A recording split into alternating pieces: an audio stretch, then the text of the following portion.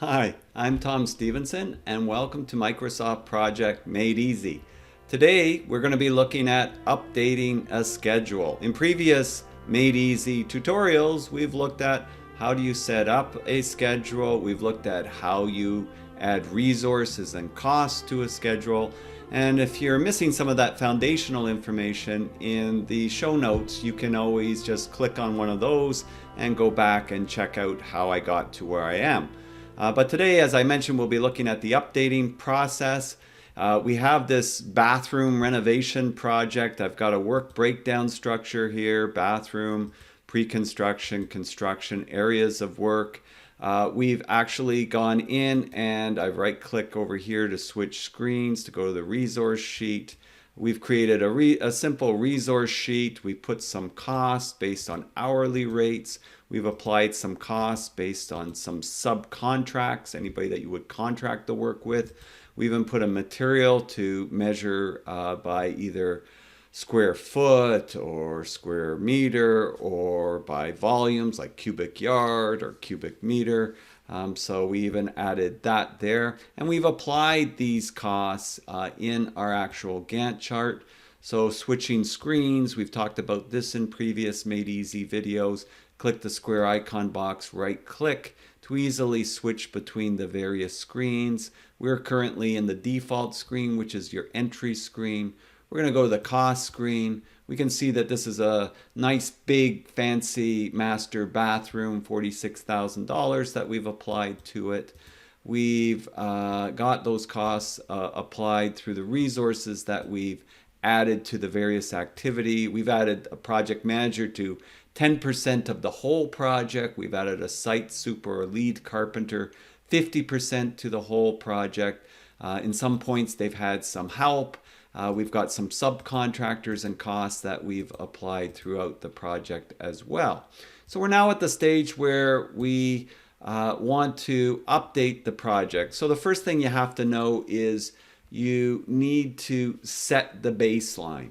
If you've structured a project like this is your plan, you're putting it together, you've added all your costs, this is what you want, you're ready to go. So then you need to set the baseline. Setting the baseline is, in essence, saving the baseline. It is saying this is the plan, and then we're going to measure how we're doing against the plan as we go forward. We're going to see, are we ahead of schedule? Are we behind schedule? Are we over budget or are we under budget? But we have to set that baseline. Before I do that, I'm just going to shrink down my time scale here a little. I'm just going to double click on the time scale, and that brings up the time scale dialog box. I usually like to shrink it down. You can do all kinds of customizations in this time scale box that I've mentioned in one of the earlier videos, but I find bring it down to around 50, maybe 55, 60%. You can usually still see what's going on by dates usually here. So we've kind of shrunk it down that we can see a number of weeks put into the schedule here. And I'm going to go to project. I'm going to go set baseline here. All right. So I went project tab, set baseline. And I can see it just says baseline here. There's nothing that says last saved or anything here. I would then go with the default because I want to set the baseline for the entire project. I don't want to set it for part of it. I want to set it for all of it. I would click OK. And that would set the baseline for the whole project.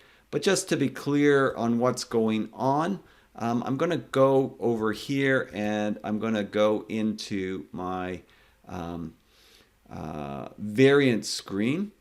Because right now with the updating, we look at the entry screen, we're going to look at the tracking screen, and we're going to look at the variant screen. So right now, if I go to the variant screen, you see how it says not applicable? So I haven't saved it as a baseline yet. So I'm going to go set baseline under the project tab. Remember that. Set baseline. It says not applicable. Now I'm going to go set baseline for the entire project. What it's going to do is it's going to copy all of these dates and paste them there. It's going to copy all of these and paste them there. And so that when we change things, this won't change, but this will. And it'll tell us what our variance is. What's the difference in what we planned. So I'm going to click OK. And so you see that got copied and pasted there. That got copied and pasted there, more or less. And so now we're good. We've set the baseline. And by the way, I'm just going to set this. I'm not too thrilled with the way this is set up right now at the moment. So I'm going to go into this time scale. And right now it's got the different tiers layered out. And it's got label. I'm going to get that to show Sunday, Monday, Tuesday. I'd rather see that than all these days. So I'm just going to say Sunday, Monday, Tuesday. And there we go. I like that a lot better. You can always customize the time scale if you're not happy with how it's showing things, right? How I just did it. Okay, so I can see days, I can see weeks. I've got my baseline set. Now what I need to do is say, well, whereabouts are we on this project? So how much of this project has occurred and whereabouts are we? So I'm going to say that we kind of got through the pre-construction part. We've actually started work on the project. So maybe we're going to come in maybe somewhere in here, and we're going to put in a status date. A status date is the date we are updating the schedule to. So it's the date that we're updating the schedule to. Maybe I'll actually make it to this Friday over here. So we've started maybe a week and a half, but we had all this preliminary stuff where we're waiting for the permits. So to put a status date in, if we're under that project tab, and if you remember from earlier Made Easier videos, each one of these tabs is for an area of work. Well, you know what? Updating the project, that's the whole project. So we have to put in not only a baseline, but we also have to put a status date. And that status date is the date we're updating the project to. So I'm going to look at this, and what did I say? We're going to go maybe to the end of this week in March. So that's March 12th, I believe. So we're going to put March 12th there, and I'm going to click OK. Nothing happens. But you know what? I would like to see when that status date is on my Gantt chart. So if you click in this blank area and you right click with your mouse, you'll see grid lines. The other way you can do this is you go to Format. So what I want to do is I want to insert the status date line where I've set it to. As you recall, I just was in project. I went to the status date. I selected the status date. It's there. If I didn't do this, this will not work. Right click, that brings up the grid lines box. And you can also go to Format and select grid lines. It'll do the same thing. I usually just, because it's quicker, scan over the blank area, right click, click grid lines, brings up this grid line box. You'll see very quickly there's all kinds of custom lines and custom ways that you can make your sheet and the Gantt chart look. You have to pull down, so you have to remember, pull this down, click on status date, click solid line, click red. You can click whatever color you want or whatever type of line you want. Watch what happens when I click OK. You see the line appears over here. Now I can see where my status date is. This other line you're seeing here, well, that's actually today's date. But this is the status date line. For me to do a proper update, it has to be at least this Friday of this date that we put in for our status date. So Friday, March the 12th, it has to have at least happened. The program will let you, update into the future, but you can't update realistically until it's happened on your project. So this should either be March 12th at the end of the day, or March 13th, or even, a few days afterwards. It should not be before that I update a schedule. Always remember that if you want to have any kind of trueness or accuracy. All right, so that means I'm going to update these activities for what happened. I don't update it in the variant screen. Remember, we went into the variant screen. You, up to this point, are probably very comfortable in the entry screen. So I don't update in the entry screen because that's for entering information. One of the best places to update, because you can do things multiple ways in Microsoft Project, but is to go into the tracking screen. So you right click on the square icon box. That's how I switch between screens. And you go to the tracking screen. And in the tracking screen, you see actual start, actual finishes. Very important. Understand the difference of what the columns are saying to you. There are a lot of different types of start columns, like baseline start, late start, baseline finish, late finish. There's start, there's finish. But then there's actual start, actual finish. That means you're actually swinging a hammer. You're actually nailing 2x4s. You've actually done something, if it's, along those lines, whatever your project type may be. Actual is doing or done, started or finished. Okay, so we've got those actual starts and actual finishes. Now, we could, if we scroll along here and we see this here, we can start to update this. Now in this screen, I usually like to insert the duration column. You can customize your screen, as I've talked about in previous videos. So you can right click and go insert column, as long as you know the name of the column you want to insert. So in this case, I would like to insert the duration column. So I type D for duration. It brings up all the columns with duration, with that start with a D, and then I'm going to click duration. So I can see that there. All right. And then I can start to put in stuff that went the way that I felt that it went. So I can put in that we started on time. If I just click here and I say that we are 100% complete, it's going to say that it started on February 3rd and finished on February 3rd, because that's when we had it scheduled for. So it's just going to put that in. On the other hand, if submit and wait for permit, right? Submit and wait for permits. Let's say that took 22 days long. We submitted it on time, but it took 2 days longer than we thought. So if I change this duration to 22 days and I say that it's 100% done, 100%, 100, enter, it puts a dark line through it and it shows it as being done, 100% done. It was red before, so it's no longer critical because it's done.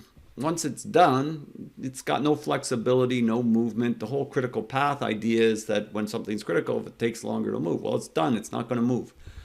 Important to know too, if you're updating a schedule, if I update something ahead of other activities and then I make them take longer, it won't push the activity that I said is done. It'll push everything else, but that one will be locked in place and things will go past it. Probably not what you want. So you kind of go by earliest date to latest date when you're doing the update. You don't go from latest date to earliest date. You go from earliest to later during the update period, which is taking place from February 3rd to our status date of March 12th. All right, that's great. Maybe procurements, you know that you didn't start that quite on time. So you started it a little bit later than you expected. So we're supposed to start February 3rd. Let's say it started procurements on February 8th. So you can see it started a little bit late, but let's say it's done. So we can type in 100% here like I was showing you. The other way we can do it is go to the task tab up here. I find this very useful. And you see that it's got percents, and you can use these. I find the 100% just quick. Click on it, and that's done. So we've updated the schedule to this point. And it's been moving other activities, right? It's been moving other activities. Now the next one that we've got is permit approved, and we're going to say, you know what, that actually got approved. When everything moved the way it did, that got approved as well.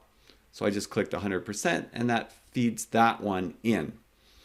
Now, maybe we rip out existing bathroom.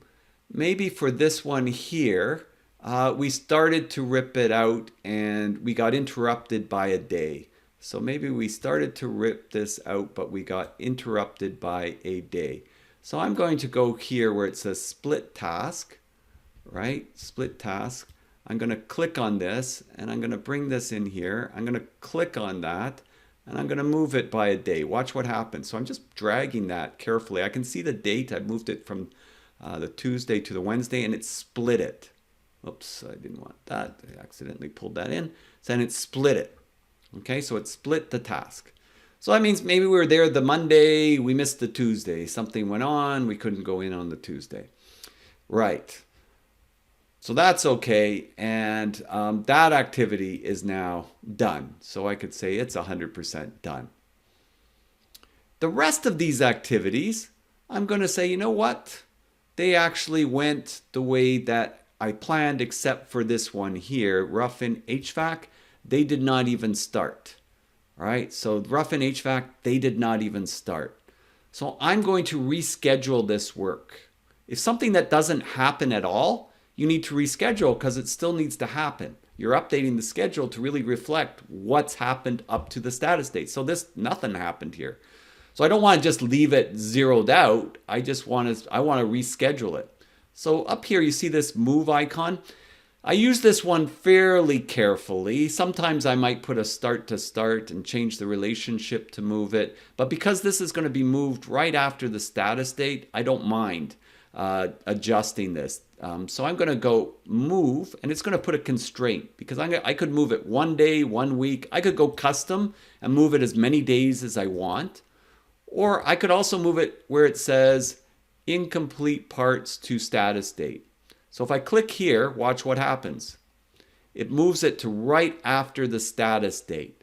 So it moves it right after the status date, so the Monday. If it's going to be far down, I usually am kind of cautious because I'm not too thrilled because it puts a constraint on it. But if I'm going to update everything to the status date anyways, it's not going to really impact my critical path. So something like that, I will consider just doing a move because it actually put a constraint on this. If I go to my entry view, I will see that little box. We've talked about that before. We try to avoid constraints wherever possible, but in this case, because I want to demonstrate that ability, you could do it.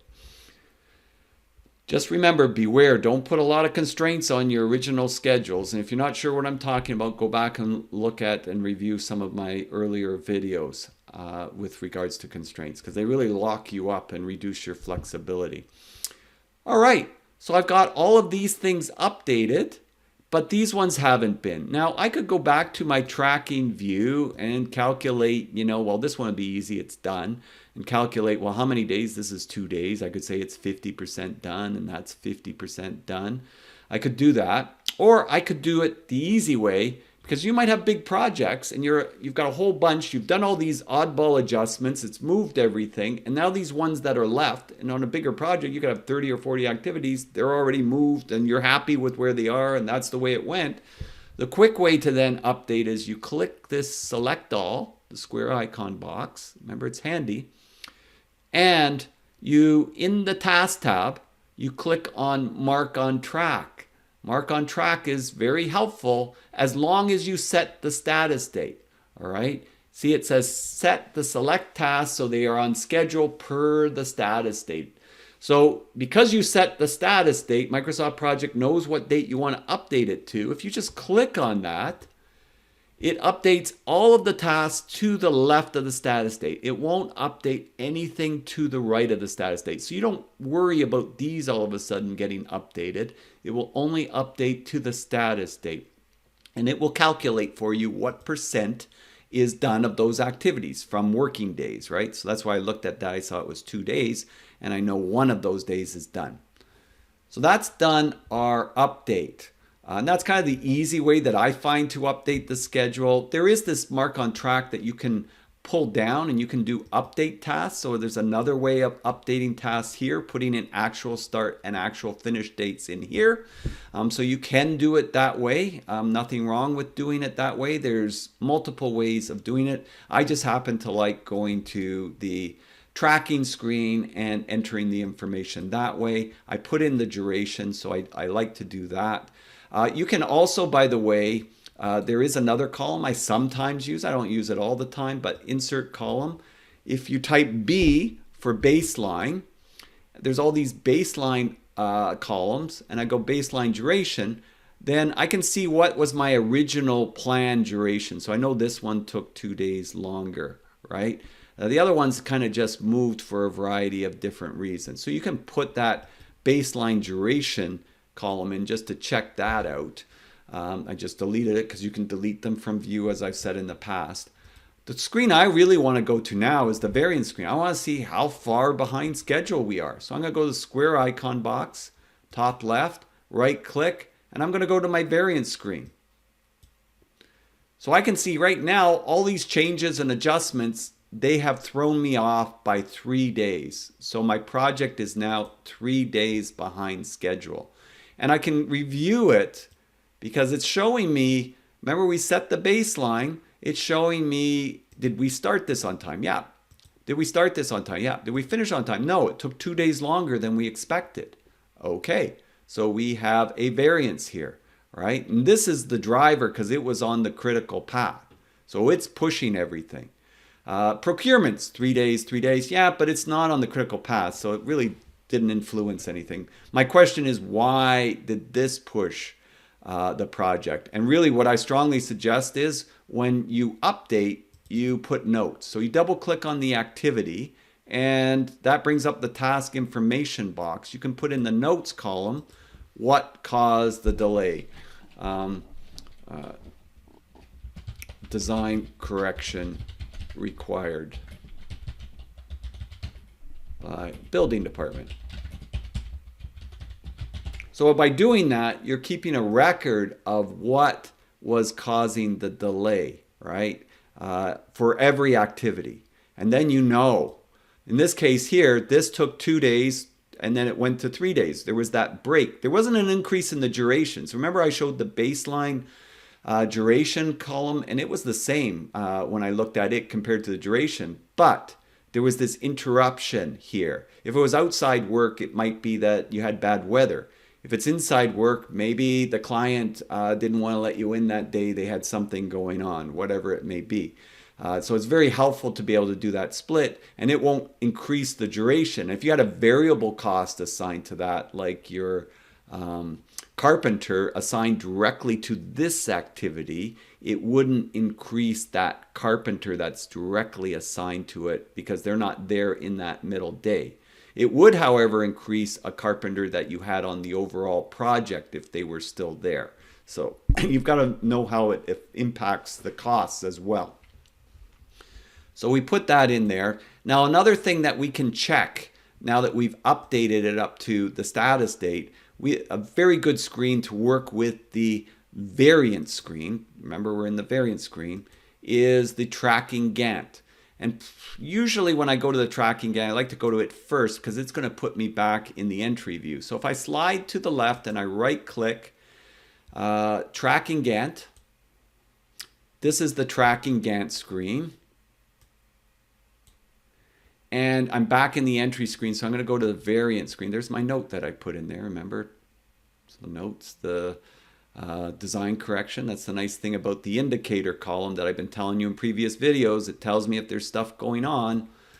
I'm going to click on the square icon. I'm going to go to my variance screen. So now in this screen, I can see the variance and the tracking Gantt. So the tracking Gantt is got 2 bars. The bottom bar represents the plan. The top bar represents either the actuals, like here, because it's darker blue, or things that are yet to happen. All right, so this is critical path items, things that are yet to happen. In the blue, that's got float, lighter blue though. So anything past the status date, and the status date is here. One of the unfortunate things is I have to put the status line again if I want to see it. I can tell where it is just by where it's updated to, but I usually like to put the status date line in this view as well. I right click, if you recall, go to grid lines, and then I can see my status date. I put a solid line, go to red, and now I've got my status date line. I can see what I'm looking at.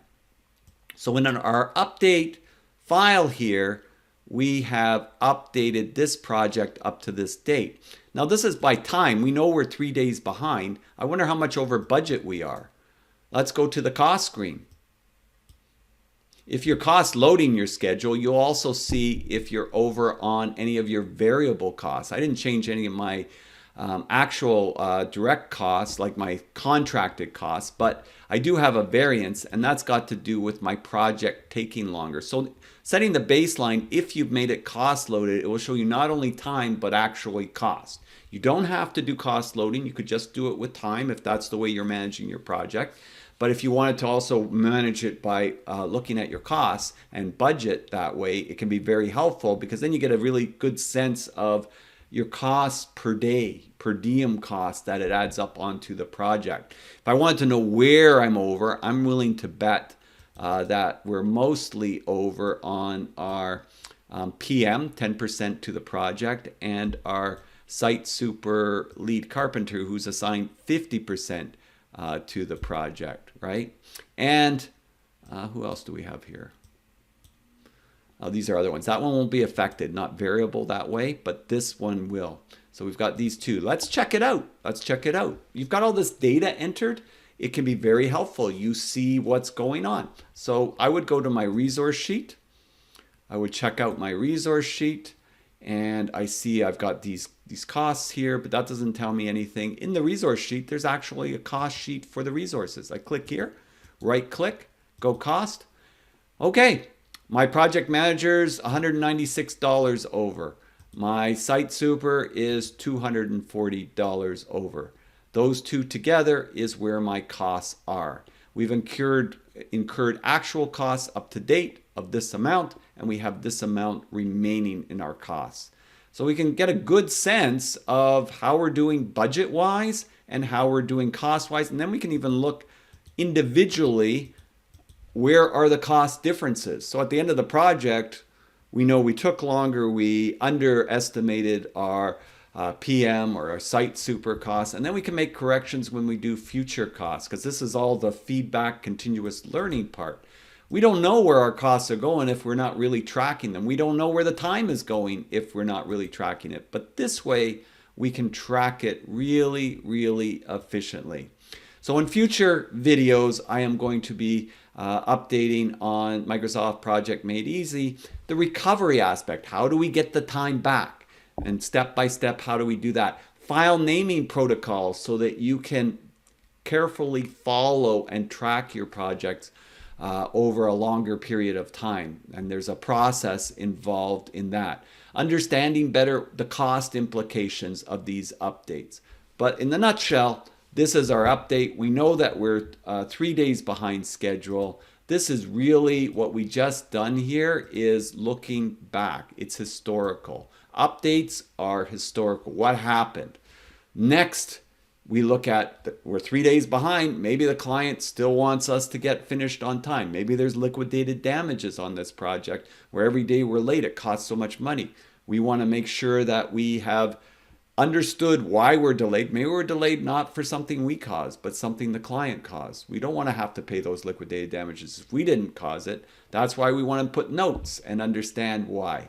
So I hope you enjoyed this quick session on updating a project, and I'll see you in future videos. And please, if you enjoyed this and you want to see many, many more videos, if you're in the construction field, I have tons of videos on the different topics on my YouTube channel. And if you're not and you're in Microsoft Project, I have a lot of Microsoft Project videos. Project managers would appreciate from that perspective. I also have a tools and techniques series that can be very helpful for project managers. So I'm Tom Stevenson, wishing you a wonderful day, and I'll see you next time. Don't forget to hit subscribe. Bye for now.